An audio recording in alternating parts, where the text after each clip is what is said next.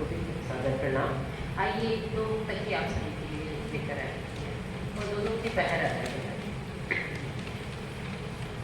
मन है चंचल मेरा तू है पावन नदी, मन है चंचल मेरा तू है पावन नदी, तन है घायल मेरा तू है कंचन नदी।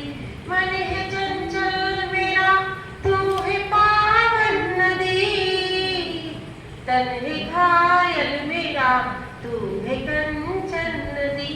बहती रहती है झरनों सी धारा में कहीं, बहती रहती है झरनों सी धारा में कहीं।